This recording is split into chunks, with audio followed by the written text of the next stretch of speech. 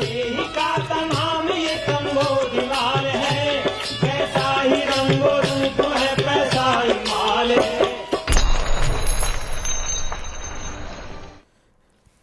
नमस्कार, मैं हूं शुभम शंकरधर। आप देख रहे हैं मनी 9। स्वागत है आपका मनी सेंट्रल में। मेरे साथ स्टूडियो में खबरों के विश्लेषण के लिए मनी 9 के एडिटर अंशुमान तिवारी जी आ गए हैं। सर, बहुत स्वागत है आपका। अंशुमान जी से चर्चा शुरू करें उससे पहले आपको बताएं आज कौन सी खबरें शामिल हैं मनी सेंट्रल में। शुरुआत 2G की एक खबर के साथ। क्या बंद हो जाएगा आपके मोबाइल में 2G का सिग्नल आना? जी हां, ऐसी आशंका है, ऐसी संभावना है। ऐसा क्यों है ये जानेंगे, खबर विस्तार से समझेंगे। किसानों को फटाफट मिलेगा कर्ज। दुकानदारों को, किसानों को फटाफट कर्ज देने की एक नई योजना पर काम चल रहा है। क्या योजना है, कैसे काम करेगी, इस पर चर्चा करेंगे। रिजर्व बैंक को किस बात की फिक्र? रिजर्व बैंक के एमपीसी के मिनट आए, जो लास्ट मीटिंग हुई थी उसके एमपीसी के मिनट आए। उस मिनट्स को आप पढ़िए तो समझ में आता है कि आरबीआई को ग्रोथ से ज्यादा चिंता महंगाई की है। महंगाई की भी क्यों चिंता है, ये जानेंगे। डब्ल्यूटीओ के एजेंडे पर इतनी खींचतान क्यों? डब्ल्यूटीओ की बैठक से ठीक पहले रोजाना खबरें आ रही हैं, इस मुद्दे पर चर्चा होगी, इस पर नहीं होगी, इस पर नहीं होने देंगे, इस पर करके रहेंगे। तमाम खींचतान मची है। एजेंडे पर जनरली इतनी खींचतान नहीं मचती है, तो इस बार डब्ल्यूटीओ के एजेंडे पर इतनी खींचतान क्यों है, ये जानेंगे। क्या खास तैयारी है देशों की, ये समझेंगे। इसके बाद शुरू होगा बड़ी खबरों का सिलसिला। पहली बड़ी खबर, जन आरोग्य योजना से किनारा कर रहे राज्य। राज्यों ने मना कर दिया कि भैया हम नहीं कर पाएंगे आयुष्मान का इलाज, आयुष्मान योजना से हमको करिए बाहर। ऐसा क्यों कहा? अगर ऐसा होगा तो फिर तो बड़ी दिक्कत हो जाएगी उन लोगों को जो आयुष्मान का कार्ड रखते हैं। उनका इलाज कैसे होगा? ये नौबत आई क्यों, ये समझेंगे। और क्या आप खा रहे थे नकली दवाइयां? जी हां, क्योंकि आपकी देश की कुछ कंपनियां ऐसी पकड़ी गई हैं जो नकली दवाइयां बना रही थी, और यहां तक के आदेश हो गए हैं कि भैया आप दवाइयां बनाना बंद कर दीजिए। कितनी कंपनियां हैं? जो लोग ये कह रहे थे कि नहीं नहीं ये भारत की कंपनियों के खिलाफ साजिश हो सकती है, उनको भी ये पता चलेगा कि अब तो जांच हो गई, दूध का दूध और पानी का पानी हो गया। पता ये चला कि दवाइयां नकली बन रही थीं। तो हो सकता है कि उन कंपनियों की दवाइयों में आपके हाथ में भी वो दवाइयां आई हों जो आपने खाई हों और वो नकली हों। तो समझेंगे इस खबर को भी विस्तार से। दिन की बड़ी खबर ये है, कुछ झटपट खबरें, बड़ी खबरें कुछ और भी हैं। आज का बुलेटिन अपेक्षाकृत थोड़ा बड़ा है। तो चलिए शुरुआत करते हैं पहली खबर की। 2G नेटवर्क को बंद करने के मामले में सरकार हस्तक्षेप नहीं करेगी। दो टूक। दूरसंचार विभाग ने रिलायंस जियो की उस मांग को खारिज कर दिया जिसमें उसने सरकार से 2G नेटवर्क बंद करने की मांग की थी। दूरसंचार विभाग ने कहा कि 2G नेटवर्क बंद करने का निर्णय टेलीकॉम ऑपरेटर का व्यावसायिक फैसला है। वो चाहें बंद करें, वो चाहें इसको जारी रखें। सरकार इस मामले में कोई दखल नहीं देगी। टेलीकॉम कंपनियां ये निर्णय लेने के लिए आज़ाद हैं और उनके लिए क्या अच्छा है क्या नहीं ये हमसे बेहतर वो जानती हैं। क्या पूरा मामला है सर? ये सबसे महत्वपूर्ण और बड़ी खबर है टेलीकॉम सेक्टर में। 2G नेटवर्क बंद करने को लेकर सरकार और कंपनियों के दो समूह अलग अलग हो गए हैं। आपको याद होगा, अगर आप मनी सेंट्रल के नियमित दर्शक हैं, तो हमने आपको बताया था कि जियो ने, रिलायंस जियो ने DOT से, जो कि लाइसेंसर है, जो सरकार है, डिपार्टमेंट ऑफ टेलीकॉम, उससे ये कहा था कि 2G नेटवर्क चलाने पर ज़्यादा खर्चा आ रहा है और अब ज़्यादातर लोगों को ज़रूरत नहीं है क्योंकि डेटा सुविधाएं 3G से शुरू हो जाती हैं, इसलिए 2G नेटवर्क बंद करने की छूट दी जाए। और इसे लेकर बाकी टेलीकॉम कंपनियों की तरफ की राय उतनी सहमत नहीं थी। DOT ने इस पूरे मामले से अपने को अलग कर लिया है और ये कहा है कि वो किसी कंपनी को नेटवर्क बंद करने के लिए नहीं कहेगा। कंपनियों की अपनी इच्छा है जिसे बंद कर सकें। अब ये मामला थोड़ा पेचीदा है। भारत में अभी भी शुभम करीब 50 मिलियन के आसपास 2G फ़ोन्स हर साल बिकते हैं। यानी 2G के जो ग्राहक हैं या जो 2G सेवा का इस्तेमाल करने वाले लोग हैं, माना जा रहा है उनकी संख्या 250 से 300 मिलियन के आसपास हो सकती है, जो अभी भी 2G सेवा का, पुरानी सेवा का इस्तेमाल कर रहे हैं। और करीब ये माना जा रहा है कि टावर्स के हिसाब से देखा जाए तो करीब 5 लाख लोगों का 2G बेस टावर्स पर एक्टिव रहता है। इतने बड़े नेटवर्क को बंद करना और इसकी जगह केवल 3G लागू करना कंपनियों के लिए सोचने की बात होगी, पर यह कॉमर्शियल डिसीजन होने वाला है और सरकार ने इससे अपने आप को अलग कर लिया है। जियो ऐसा क्यों कह रहा था? जियो का यह मानना था कि 2G सेवाओं का आप कोई बड़ी उपयोगिता नहीं रह गई कि केवल क्योंकि लोग डेटा की तरफ मूव कर रहे हैं और उसमें आप केवल कॉल की सुविधा हासिल करते हैं। सर, जियो की एक दरखास्त और थी, वो ये थी कि पोर्ट करने से लोगों को ना रोका जाए अगर उनकी बकाया राशि 100 रुपए से कम है। क्या ये पूरा मामला है? ये और भी ज़्यादा रोचक और दिलचस्प जंग है जो भारत में टेलीकॉम कंपनियों के बीच शुरू हुई है। जियो की कोशिश ये है कि वो पोस्टपेड ग्राहकों को जो मौजूदा ऑपरेटर्स हैं वोडाफोन आइडिया और एयरटेल, खासतौर पर एयरटेल, उनसे अपने यहाँ पोर्ट कराए। मौजूदा व्यवस्था के तहत जो भी इस समय व्यवस्था है उसमें अगर किसी पोस्टपेड ग्राहक का कुछ पैसा बकाया होता है तो कंपनी उसे पोर्ट करने की इजाज़त नहीं देती, यानी उस ग्राहक को लूज़ नहीं करती है। जियो ने यह कहा कि पोर्टिंग को इस बात पर नहीं रोका जाना चाहिए कि लोगों का पैसा बकाया है, अगर 100 रुपये से कम बकाया है तो उसे इग्नोर कर दें, उसका अनदेखा कर दें, और अगर वो अपने आप को छोड़कर, आपका नेटवर्क छोड़कर किसी दूसरे नेटवर्क में जाना चाहता है तो उसे रोका ना जाए। जियो की स्ट्रेटजी ये है कि जियो को पोस्टपेड ग्राहकों की बड़ी संख्या चाहिए बाजार में। पोस्टपेड ग्राहकों के जरिए आप अपना आरपू बढ़ा सकते हैं, आप उनके जरिए अपने प्रोजेक्शंस बेहतर कर सकते हैं, क्योंकि वो कमिटेड सब्सक्राइबर्स होते हैं जिनसे नियमित बिल आते हैं और जिनकी खपत को आप प्रॉपरली मैप कर सकते हैं, उन्हें और ज़्यादा अच्छे प्रोडक्ट बेच सकते हैं। स्वाभाविक था भारतीय एयरटेल और वोडाफोन आइडिया ने इसका विरोध किया है और उनका कहना है कि जो नियम है उन नियमों के हिसाब से जब तक कोई पोस्टपेड कस्टमर अपना सारा बकाया जीरो नहीं कर देता तब तक उसे पोर्ट करने की छूट नहीं दी जा सकती। मामला शायद दूरसंचार विभाग के पास पहुंचेगा तब इसमें कुछ स्थिति स्पष्ट होगी। जिस तरह यूपीआई से भुगतान करना आसान हुआ है उसी तरह किसानों को और छोटे दुकानदारों को कर्ज लेना आसान होगा। किसान और छोटे व्यापारी आज भी कर्ज के लिए लोकल ब्रांच बैंक नेटवर्क पर निर्भर हैं।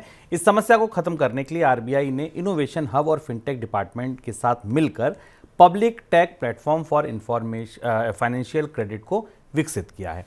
आरबीआई कृषि और एमएसएमई कर्ज के लिए इस प्लेटफॉर्म को बढ़ावा देना चाहता है। क्या प्लेटफॉर्म है, कैसे लागू होगा? ये नई पहल है। एक तरफ देखिए रिजर्व बैंक कर्ज के प्रवाह को रोक रहा है, अनसिक्योर्ड क्रेडिट को रोक रहा है, बैंकों और वित्तीय कंपनियों को, फिनटेक को इस बात के लिए रोक रहा है कि वो कर्ज ना दे। दूसरी तरफ उसके दिमाग में ये भी चिंता है कि कर्ज का प्रवाह बढ़ाया जाना चाहिए, छोटे लोगों पे, किसानों के पास कर्ज का प्रवाह देना चाहिए। स्पष्ट नहीं कि इसमें अनसिक्योर्ड और सिक्योर्ड कितना होगा, लेकिन एक नया प्लेटफॉर्म बनाया गया जिसका नाम PTPFC है, public take platform for financial credit. यहाँ कर्ज देने वाले यानी बैंक और वित्तीय संस्थाएं और वो जो स्टार्टअप, जो फिनटेक स्टार्टअप हैं, वो एक साथ काम करेंगे और एक यूपीआई जैसी व्यवस्था के तहत क्विक केवाईसी के जरिए छोटे कारोबारियों को, दुकानदारों को कर्ज पहुंचाने की कोशिश करेंगे, उन्हें कर्ज पहुंचाएंगे। इसमें मुख्यतः एग्री लोन होंगे, किसान क्रेडिट कार्ड होंगे, छोटे आकार के एमएसएमई लोन होंगे, यानी जो छोटे कारोबारी है, बहुत छोटे माइक्रो कारोबारी हैं, उनके कर्ज की, और इस तरीके के अन्य उत्पाद इस प्लेटफॉर्म के जरिए बेचे जाएंगे। अब इसे देखने के बाद आपको लगेगा कि रिजर्व बैंक एक हाथ से अनसिक्योर्ड क्रेडिट को रोक रहा है और दूसरे हाथ से प्लेटफॉर्म को बना रहा है जहां से फिर उसी तरीके की क्रेडिट की बढ़ोतरी की बात होगी। लेकिन दबाव केंद्रीय बैंक पर यह है कि भारत में बहुत सारे किसान आज भी मनी लेंडर्स पर, महाजनों से कर्ज लेते हैं। करीब 30% से ज़्यादा किसान, गांव में छोटे किसान ऐसे हैं जिनकी पूंजी की ज़रूरतें वहाँ के मनी लेंडर्स पूरी करते हैं और जिन पर भारी ब्याज देना पड़ता है और शोषण भी होता है, और इन तक पहुँचाने के लिए डिजिटल लोन या डिजिटल क्रेडिट के अलावा कोई दूसरा बड़ा रास्ता, बेहतर रास्ता नहीं है। ग्रामीण अर्थव्यवस्था की नब्ज बताने वाले ट्रैक्टर बिक्री के आंकड़े आ चुके हैं। चालू वित्त वर्ष के पहले 9 महीने में कमज़ोर रही ये बिक्री। पश्चिम और दक्षिण के प्रमुख राज्यों में बिक्री बहुत ज़्यादा घटी है। इस वजह से ट्रैक्टर की कुल बिक्री पिछले साल के मुकाबले अब तक 4% कम है। सर, क्या बता रहा है ये ट्रेंड? ग्रामीण अर्थव्यवस्था को लेकर अच्छी खबरें नहीं आ रही। किसान आंदोलन के बीच उसका एक दूसरा पहलू ये भी, और ये कहा जा रहा है कि ग्रामीण इलाकों में अगर आय बढ़ रही है तो उसका रिफ्लेक्शन क्यों नहीं दिखता।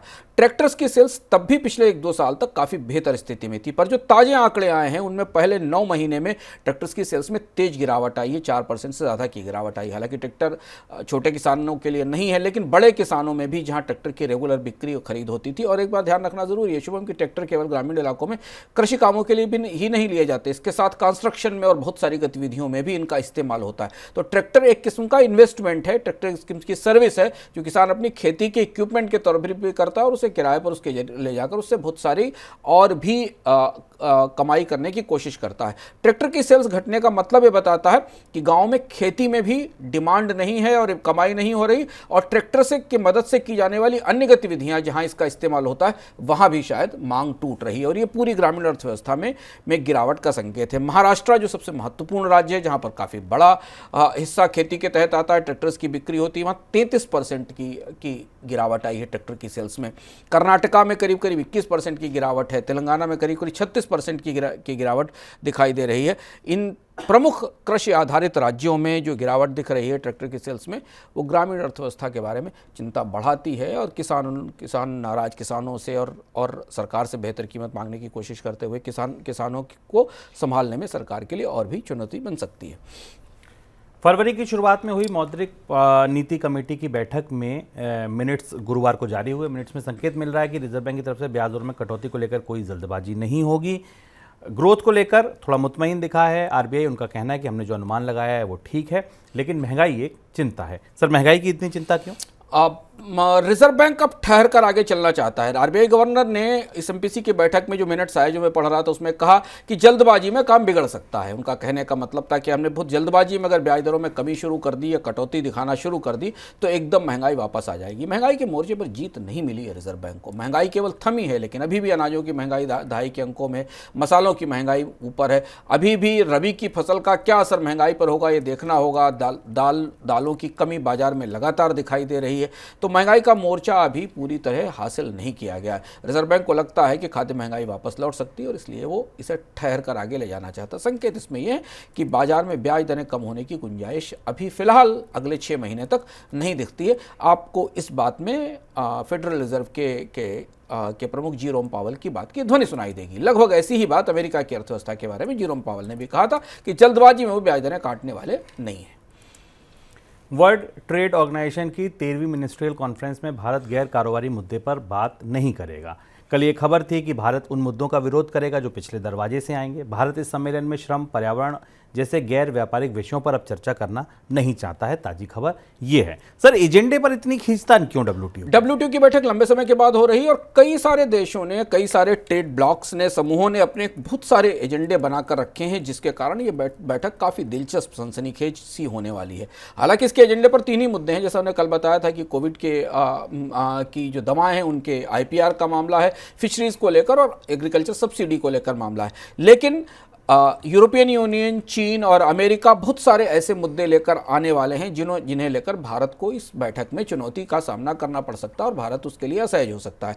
जैसे कि WTO के ड्राफ्ट पैकेज में जो बातें डाली जा रही हैं उसमें वीमेन पार्टिसिपेशन इन ट्रेड का मामला डाला जा रहा है, इंडस्ट्रियल पॉलिसी एंड इन्वायरमेंट के मामले डाले जा रहे हैं। कल हमने आपको बताया था कि कार्बन टैक्स और ऐसे औद्योगिक विकास के मामले लेकर सामने आ रहा है जिसमें कि पर्यावरण पर नुकसान होता है। इसके अलावा ट्रेड कितने लोगों को जोड़ता है, कितना इंक्लूसिव ट्रेड है, इसको शामिल किया जा सकता है। चाइना इन्वेस्टमेंट को इसके दायरे में लाना चाहता है कि इन्वेस्टमेंट पर भी चर्चाएं की हो और ये बता रहा है कि लंबे समय बाद हो रही WTO की बैठक में खासी नेगोशिएशंस, सौदेबाजी और लेन देन होने की संभावना है। केंद्रीय इस्पात मंत्रालय ने स्टील PLI 2.2 योजना को फिलहाल के लिए रोक दिया है। मंत्रालय पहले चरण की समीक्षा कर रहा है। इसके बाद ही स्टील PLI 2.0 को से जुड़े प्रस्तावों पर विचार किया जा सकता है। इस बीच 5 कंपनियां मौजूदा PLI योजना के तहत उत्पाद पेश कर रही हैं।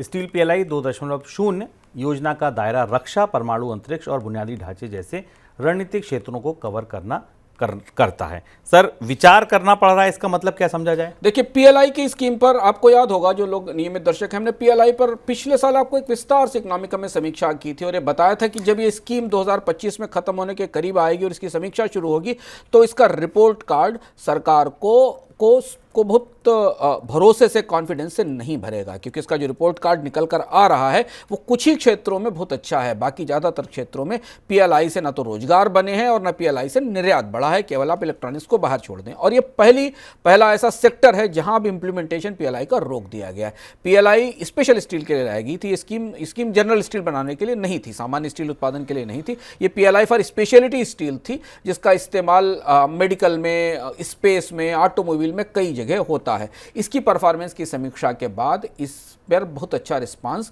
नहीं पाया गया है। इसकी बहुत ज़्यादा दिलचस्पी उद्योगों की तरफ से इसमें नहीं दिखाई गई है और इसलिए इस स्कीम के क्रियान्वयन की समीक्षा तक रोक दिया गया है। यहाँ से आगे बढ़ते बढ़ते, हालांकि चुनाव है, लेकिन PLI की समीक्षा शुरू हो गई थी, पिछले साल से ही शुरू हो गई थी। 1 साल और बचा है। अगर स्कीम बढ़ाई नहीं जाती है, हमें PLI की समीक्षा में और भी नई चीज़ें निकलकर सामने आएंगी। जैसे कि अगर केवल इलेक्ट्रॉनिक्स को, मोबाइल्स को बाहर छोड़ दिया जाए तो फार्मास्यूटिकल, सोलर, टेक्सटाइल और भी जो 16-17 क्षेत्र हैं उनमें सबका प्रदर्शन है, परफॉर्मेंस सरकार की उम्मीदों के मुताबिक नहीं रहा है। रूस ने भारतीय रुपए में हुई उस अधिकतर पेमेंट का इस्तेमाल कर दिया है जिसने उसने भारतीय बैंकों में खुले वॉस्टर अकाउंट में जमा किया था। ये रकम लगभग 8 अरब डॉलर के बराबर थी। ये वो पैसा था जब भारत ने रूस से तेल खरीदा था तो उसके बदले पेमेंट दिया था। ये पैसा भारत के बैंकों में जमा था। सर कहाँ इस्तेमाल किया? 8 अरब डॉलर रुपए में भुगतान होना था, जिसे रूस ने घोषित तौर पर लेने से मना कर दिया था। आपको याद होगा, रूस के विदेश मंत्री आए थे पिछले साल, उन्होंने कहा था कि इस रुपए का वो क्या करेगा। अंततः इस रुपए के इस्तेमाल की व्यवस्था की जा रही थी क्योंकि पैसा रूस का था।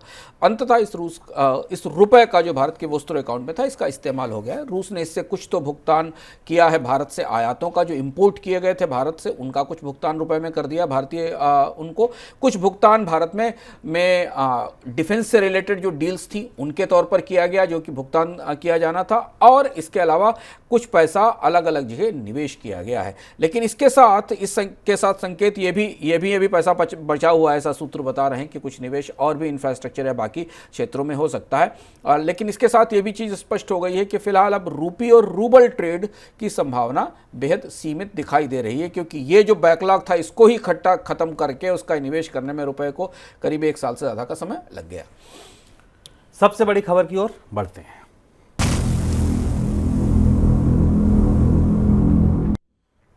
बैंकों के साथ उपभोक्ताओं का रिश्ता कमजोर पड़ रहा है। बैंक ग्राहक अब ऊंचे रिटर्न के लिए जमा बैंक के बजाय म्यूचुअल फंड और इक्विटी मार्केट से दोस्ती कर रहे हैं। ग्राहक और बाजार की इस नई दोस्ती से बैंकों को जमा जुटाने में चुनौतियों का सामना करना पड़ रहा है। सभी कॉमर्शियल बैंकों का कासा रेशियो सितंबर 2023 में घटकर 40.5% पर आ गया, जो मार्च में 45 से ऊपर हुआ करता था मार्च 2022 में। सर इस आदत का बाजार पर क्या असर दिखा? कासा बैंकों की सेहत का एक बड़ा महत्वपूर्ण पैरामीटर होता है, जिसे current account savings account ratio कहते हैं। बैंक की सेहत नापने के जो पैमाने हैं, अगर बैंक को किसी पैथोलॉजी में भर्ती किया जाए तो ये दिखाई देता है कि कौन से ऐसे अकाउंट्स हैं जिन अकाउंट्स पर बैंक को ब्याज देना पड़ता है और कौन से ऐसे अकाउंट्स हैं जिनके पैसे का इस्तेमाल करके वो कहीं रिटर्न ले सकता है। और कासा रेशियो बिगड़ना ये बता रहा है कि डिपॉजिट्स अब मूव कर रहे हैं बैंकों से बाहर और इक्विटी की तरफ जा रहे हैं, और बैंकों की सबसे बड़ी मुसीबत है। आपको याद होगा, पिछले साल मनी सेंट्रल की अलग अलग चर्चाओं में आपने सुना होगा कि कभी भी रिजर्व बैंक और वित्त मंत्रालय ने बैंकों से कहा था कि वो महंगे डिपॉजिट जुटाने की होड़ से बाहर निकले, और वो ऐसा इसलिए कर रहे थे कि उनको दिख रहा था कि बैंक से डिपॉजिट निकलकर स्टॉक मार्केट में जा रहे हैं। और ये स्थिति शुभम इसलिए थोड़ी और ज़्यादा दिलचस्प है हम लोगों के लिए जो पर्सनल फाइनेंस की गतिविधियों को करीब से समझते हैं, कि बैंकों से डिपॉजिट्स का निकलना उस समय हो रहा है जब बैंकों में ब्याज दरें काफ़ी ऊंची हैं। भारत में एफडी की रेट्स पिछले 5-6 सालों में 7 सालों में इतने अच्छे फिक्स्ड डिपॉजिट रेट कभी नहीं है। लेकिन इसके बाद भी इक्विटी मार्केट और म्यूचुअल फंड में जो बेटर रिटर्न आ रहे हैं, उसके कारण जमाकर्ताओं का बैंकों पर भरोसा घट रहा है और वो डिपॉजिट्स निकलकर म्यूचुअल फंड और बाकी जगह पहुंच रहे हैं। इसका ढांचागत बदलाव हमें भारत के शेयर बाजार में दिखाई देता है। विदेशी निवेशक बिकवाली कर रहे हैं, पर जो छोटे निवेशकों का पैसा एसआईपी के जरिए बाकी चीज़ों के जरिए जा रहा है, वो शेयर बाजार को मजबूती दे रहा है और वहाँ पर खरीद होती दिखाई दे रही है। बैंकों की चुनौती है कि अगर उनके पास जमा लगातार घटती चली गई तो उन्हें फिर अपनी पूंजी जुटाने के लिए महंगे दरों पर बॉन्ड जारी करने होंगे और कर्ज उठाना होगा, जिसके बाद ब्याज दरें कम होने की संभावना और सीमित होती चली जाएगी, क्योंकि जितनी महंगी पूंजी आएगी उसके लिए उतना ही महंगा कर्ज देना पड़ेगा, तब उस पूंजी की कॉस्ट की सर्विसिंग हो पाएगी। 2024 के दौरान विदेशी संस्थागत निवेशक भारतीय शेयर बाजार में नेट बिकवाल बने हुए हैं। एफपीआई शेयर बाजार में अब तक 25,000 करोड़ से ज्यादा की बिकवाली कर चुके हैं। हालांकि शेयर बाजार में बिकवाली के बाद डेट बाजार में निवेशक लगातार खरीदारी कर रहे हैं। डेट मार्केट में अब तक 37,000 करोड़ से ज्यादा की खरीदारी हो चुकी है। सर शेयर बाजार से बिकवाली क्यों?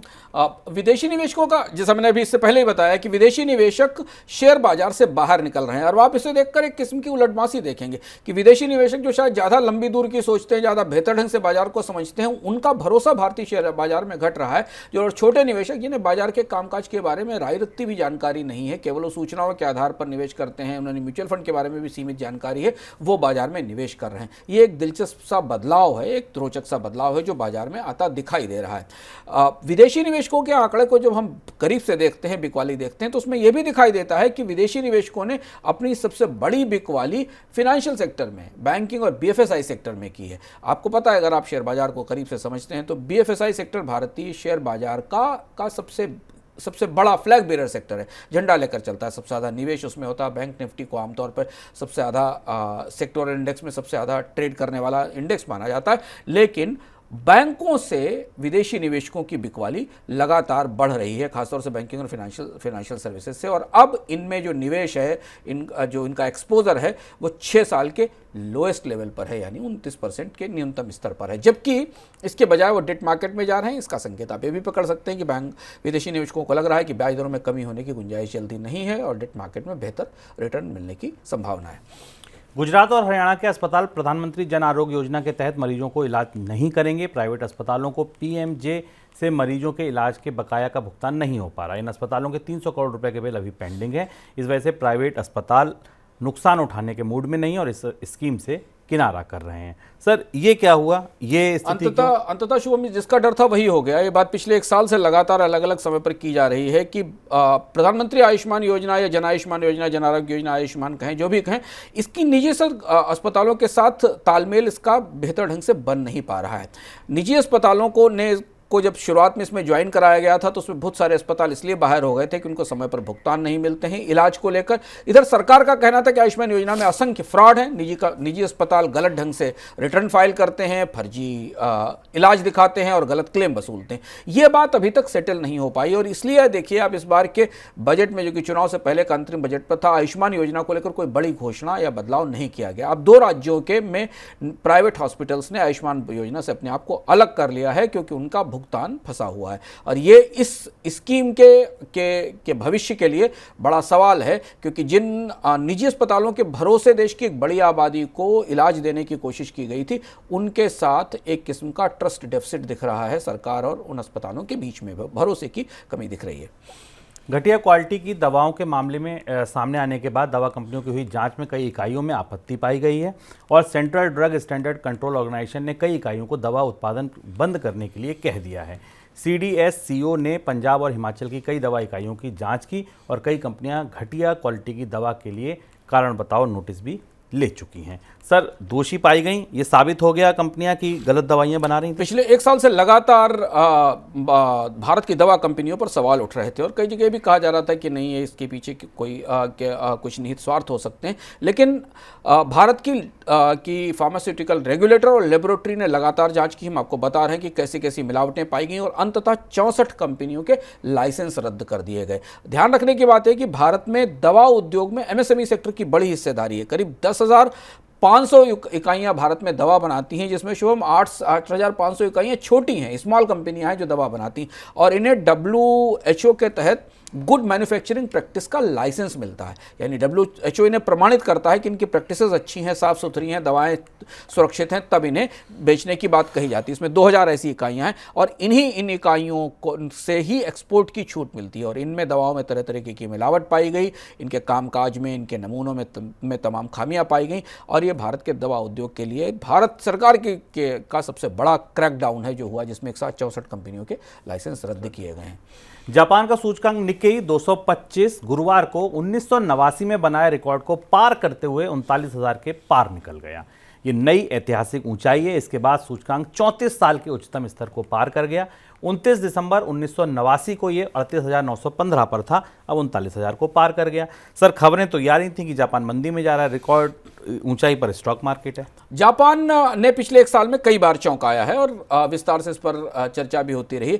जापान की अर्थव्यवस्था में हालांकि कॉन्ट्रैक्शन के संकेत मिले हैं, लेकिन स्टॉक मार्केट में जो तेजी पिछले साल से दिखाई दी थी वो मजबूत होती दिखाई दे रही है। शुरुआत में जापान के स्टॉक मार्केट की तेजी को बबल माना गया था क्योंकि लोगों के हाथ जले हुए थे 80-90 के दशक के जापान के शेयर बाजार की तेजी से, और ये माना जा रहा था कि चीन में ढलान आ रही है दुनिया की अर्थव्यवस्थाओं में चुनौतियां, इसलिए जापान एक उभरते हुए बाजार के तौर पर आया, पर वहां दम नहीं है। स्टॉक मार्केट बुलिश ज़्यादा दिख रहा है। लेकिन अब ये स्थापित हो रहा है कि कंपनियों ने कॉर्पोरेट्स ने पिछले सालों में कुछ बदलाव किए। जापान के कॉर्पोरेट्स ने अपनी हालत काफ़ी ठीक की है। जापान की कंपनियां अपारदर्शिता के लिए, भ्रष्टाचार के लिए बेहद कुख्यात रही हैं। ऐसा माना जा रहा है कि जापान के कॉर्पोरेट्स ने अपने तौर तरीके बदले हैं।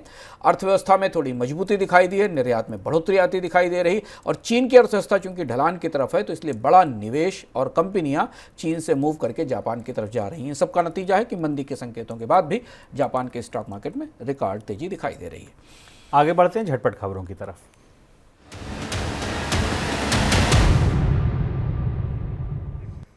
आइकिया के स्टोर खुलने की खबरें आपने बहुत सुनी होंगी, लेकिन आज खबर है आइकिया के एक स्टोर के बंद होने की। पहला स्मॉल फॉर्मेट स्टोर बंद करने का फैसला लिया। कंपनी ने नए कॉन्सेप्ट के आधार पर 2 साल पहले आइकिया ने जून 2022 में मुंबई के आर सिटी मॉल में अपना पहला स्मॉल फॉर्मेट स्टोर खोला था, जिसे 2024 के मध्य तक बंद किया जाएगा। कंपनी ने कहा कि वह अपने बिग बास्केट स्टोर का परिचालन पहले की तरह करती रहेगी। आइकिया के अभी हैदराबाद, नवी मुंबई, बेंगलोर में स्टोर हैं। दिल्ली एनसीआर में जल्द आइकिया का स्टोर खुलने वाला है।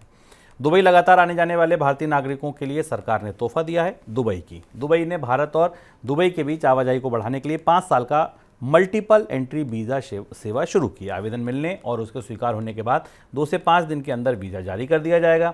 वीज़ा पाने वाले व्यक्ति दुबई में 90 दिन के लिए रुक सकते हैं। ज़रूरत पड़ने पर इस अवधि को एक बार और 90 दिनों के लिए बढ़ाया जा सकता है। इस वीज़ा में 1 साल में 180 दिन से ज़्यादा नहीं रुका जा सकता। एलन मस्क की सोशल मीडिया कंपनी एक्स ने किसान आंदोलन से जुड़े कई अकाउंट्स और संबंधित फैन पेज को सस्पेंड कर दिया है। निलंबित अकाउंट में कई प्रमुख किसान नेताओं और उनके समर्थकों के अकाउंट शामिल है। भारत सरकार ने एक्स को निर्देश दिए थे कि किसानों के विरोध से संबंधित अकाउंट और पोस्ट को सस्पेंड कर दिया जाए। हालांकि एक्स ने भारत सरकार के आदेश को मान तो लिया, लेकिन अपनी असहमति भी जता दी। इसके अलावा एक खबर यह भी है कि कोल इंडिया अपनी 2 सहायक इकाइयों को शेयर बाजार में लिस्ट कराने की तैयारी कर रही है। लिस्ट होंगी तो सरकार को रेवेन्यू मिलेगा, डिसइन्वेस्टमेंट के टारगेट में कुछ मदद मिलेगी। कोई टिप्पणी आपकी सर? शेयर बाजार में निवेश करने वालों के लिए अच्छी खबर है। आईपीओ में निवेशकों के लिए एक खबर जरूरी है कि कोल इंडिया अपनी 2 कंपनियां, भारत कोकिंग कोल लिमिटेड और central mining and planning design institute, इन दोनों की लिस्टिंग की तैयारी कर रही है। इसमें भारत कोकिंग कोल खासतौर पर एक बड़ी कंपनी है जिस पर जो कोल इंडिया के कोयला उत्पादन का एक बड़ा हिस्सा संभालती है। इसकी लिस्टिंग से निवेशकों को कोल इंडिया में निवेश का एक और मौका मिलेगा। सर, दर्शकों से अगली मुलाकात इकोनॉमिकम में होगी, क्या खास होगा? हाँ, दर्शकों से अगली मुलाकात इकोनॉमिकम में रविवार को होगी और हम विस्तार से आपको बताएंगे कि आखिर रिजर्व बैंक फिनटेक कंपनियों के पीछे इतनी पूरा नियम कानून लेकर क्यों पड़ा हुआ है। आखिर क्यों भारत के वित्त मंत्री को लग रहा है या वित्त मंत्रालय को लग रहा है कि फिनटेक कंपनियों की दाल में काफ़ी कुछ काला है। खौफ क्या है? फिनटेक कंपनियों को तो डिजिटल इंडिया के तहत बढ़ावा दिया गया था, उन्हें तो निवेश लाने के लिए कहा गया था, उन्हें तो डिजिटल क्रांति का झंडा बरदार बनाया गया था। अब अचानक पूरा का पूरा फिनटेक स्पेस इतने गहरे शक के दायरे में क्यों आ गया कि देश की सबसे बड़ी फिनटेक कंपनी का लाइसेंस ही कैंसिल कर दिया गया। पीछे क्या चल रहा है, फिनटेक कंपनियों के भीतर क्या है, हम विस्तार से बताएंगे इस बार आपको इकोनॉमिकम में। रविवार को मिलिएगा, उसके बाद सोमवार को शाम को मनी सेंटर में मिलिएगा। फिलहाल इजाजत दीजिए। हैप्पी वीकेंड, नमस्कार। ऐसे ही का तमाम ये कम्बोज लाल